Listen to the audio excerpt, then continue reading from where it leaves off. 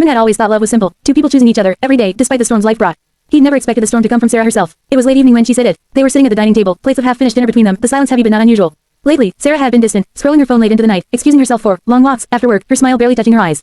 Armin noticed, but he told himself it was stress, exhaustion, maybe even boredom. What he didn't expect was the brutal honesty that spilled from her lips. Our marriage can wait, she said casually, pushing a piece of chicken around her plate. I just want to have a one-night stand with my ex. The fork slipped from his hand and clattered against the plate, the sound sharp in the still room. For a moment, he thought he'd misheard. Surely, she hadn't just said that. What? His voice came out hoarse, cracking in disbelief. Sarah looked up at him then, her eyes calm, almost detached, as though she were speaking about some trivial errand. I just need it, Armin. One night, with Ali, then I'll come back to you, and everything will be fine. Armin's mind reeled, his heart hammered so violently in his chest he thought it might burst. He searched her face for some sign of a joke, a flicker of guilt, anything. But all he saw was determination. He swallowed hard, the taste of dinner suddenly bitter. Sarah, do you even know yourself? You're asking me to sit here and wait while you sleep with another man. Your ex. She dropped her fork, annoyance flickering across her face. Why are you making this so dramatic? I just need closure, that's all. Ali was my first love, and things ended too suddenly between us. I've been carrying this curiosity for years. If I don't deal with it, I'll always wonder. Don't you want me to be sure? Don't you want me to come back to you without doubts? Armin felt as though the floor had given way beneath him. Her words weren't just careless, they were cruel. She wasn't asking for forgiveness for a mistake already made. She was asking for permission to betray him. He pushed his chair back slowly, the legs scraping against the floor with an ugly sound. He gripped the table edge, his knuckles white, as if holding on could keep him from unraveling. Sarah, he said, his voice shaking but rising, I married you because I believed we were enough for each other. That I was enough, and now you're telling me that I'm not, that you need to go back to him just to be sure. Her jaw tightened. It's not about you not being enough. It's about me, about my peace of mind. Armin let out a bitter laugh, though there was no humor in it. Your peace of mind, and what about mine? What about the wreckage you leave behind? Do you think I can just sit here like some placeholder, waiting for you to decide if I'm worthy of your love after you've tasted someone else? Her face hardened, and for a moment, he thought he saw guilt. But then she crossed her arms and said, it's just one night, Armin. One night out of a lifetime. Why are you acting like it's the end of the world? Something inside him snapped, because it is the end of the world. His voice echoed in the room, louder than he had ever spoken to her. The world I thought we had, the vows we made, the trust I gave you, all of it ends the second you walk out that door to be with him. Silence stretched between them. He could hear the ticking of the clock on the wall, each second mocking him with its rhythm. Armin's mind was a whirlwind. He remembered the night he proposed, kneeling in the rain because he couldn't wait until they got home. He remembered her tears of joy, her whispered yes. He remembered their wedding day, the promises she made, the laughter, the love. Every memory now twisted like a knife in his chest. Tell me something, he said quietly, his voice trembling. If I came to you and said I needed one night with someone else, would you accept it? Would you wait for me to come back? Her lips parted, but no sound came. She looked away, as though the question itself was an insult. That's what I thought, he said bitterly. He couldn't sit there any longer. The air was too heavy, the walls too close. He stood, his legs shaky beneath him, and walked to the door. Where are you going? She asked sharply, a hint of panic in her voice now. Out, he said without turning. His hand lingered on the doorknob, and for a moment, he wanted to look back, wanted her to call out, to beg him to stay, to realize the madness of what she had said. But the words never came, so he opened the door and stepped into the night, leaving behind the life they had built together, now crumbling into pieces. Dash dash dash. Outside, the city was alive with noise, cars honking, people laughing, neon lights glowing. But Armin felt nothing. He walked aimlessly, the chill of the evening seeping into his bones. His phone buzzed in his pocket, but he couldn't bear to look at it. All he could think about was her face, calm and almost defiant, as she spoke those words. Words that had torn his heart from his chest. He found himself on a park bench, staring at the ground.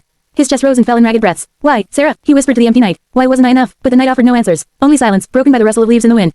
The night Armin walked out, something inside him cracked open. He had never imagined that the woman he trusted with his soul could look him in the eye and suggest betrayal as if it were a reasonable choice. He spent the first night in the small, cold hotel room, staring at the ceiling, unable to close his eyes without replaying her words. Our marriage can wait. I just want a one-night stand with my ex. They hunted him, louder than the traffic outside, louder than the muffled TV through the thin wall. He lay awake until dawn, his body heavy with exhaustion but his mind refusing to rest. The following days blurred together. He went to work, but his thoughts wandered constantly. Numbers on the screen swam before his eyes, and his colleagues' voices sounded distant, like echoes in a tunnel. He ate little. He avoided friends' calls. Every time his phone buzzed, his stomach twisted, knowing it was her. The messages were relentless. Armin, please answer me. You're being unreasonable. Why are you running away instead of talking? Ali doesn't mean anything. I just need closure. You'll see, after this night, everything will be normal again.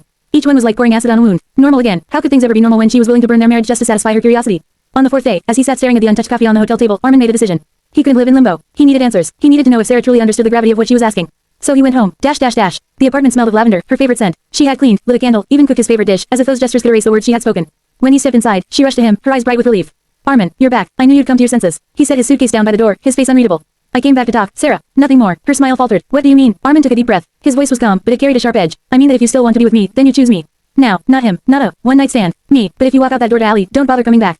There won't be a marriage to return to. Sarah froze. He could see the war inside her, the pull of her past versus the reality of her present. She wrung her hands, her lips trembling. Armin, it's not that simple. I've lived with this question for so long. If I don't face it, I'll always wonder. Don't you understand? His jaw clenched. What I understand is that you're willing to gamble with our marriage for the sake of curiosity. And I won't be collateral damage in your search for closure. Tears welled in her eyes, but Armin wasn't moved. It's just one night, she whispered desperately. No, he said firmly, his voice low but unshakable. It's a lifetime of consequences. Dash dash dash. That night, they didn't sleep. They argued until their voices were raw, circled the same arguments until silence became the only answer left. By morning, Sarah packed a small bag. I'll regret this if I don't do it, she said softly, her eyes glistening. And I'll regret it if I let you, Armin replied. His voice didn't waver. She hesitated, searching his face for weakness, for some crack in his resolve. But all she found was steel. So she turned, and with slow, deliberate steps, she walked out. The click of the door closing behind her felt final, like the slam of a coffin lid. Dash dash dash. The days that followed were worse than the first week. Armin had thought the uncertainty was unbearable, but the reality of her absence was worse. The apartment felt hollow, her laughter replaced by silence. He found her hairband on the bathroom counter, her sweater draped across the chair, little ghosts of a life they had built together. He tried to eat but tasted nothing. He tried to sleep but dreamt of her with Ali, every detail painted by his tortured imagination. He woke up sweating, his heart racing, the sheets tangled around him like chains. One evening, he found himself standing in front of the mirror, staring at his reflection. His eyes were red, his face pale, his beard unkempt.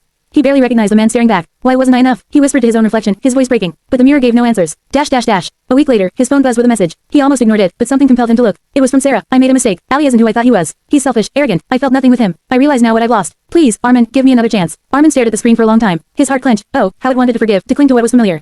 But his mind was clear. Forgiveness wouldn't rebuild what she had broken. Trust, once shattered, couldn't be glued back together like a broken vase.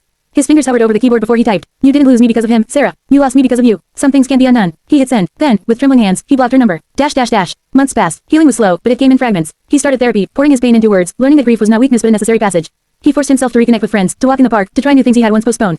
At first, every laugh felt hollow, every smile forced. But gradually, the emptiness loosened its grip. He began to feel lighter, stronger. He realized he hadn't just lost Sarah. He had lost a version of himself that accepted scraps in the name of love. One autumn evening, sitting in a quiet cafe with a book, he got himself laughing at something a stranger said. A woman at the next table smiled at him, her eyes kind, her laughter genuine. They exchanged a few words, nothing serious, but for the first time in months, Armin felt something stir, a spark, small but real. He walked out of that cafe with a smile, the cool air brushing against his face. He wasn't rushing into anything, wasn't clinging to someone else to fill the void. He was simply moving forward. Sarah had broken his heart, yes, but in the ruins, he had found something precious, self-respect. And now, each step he took wasn't away from her, it was toward himself and the future waiting patiently ahead.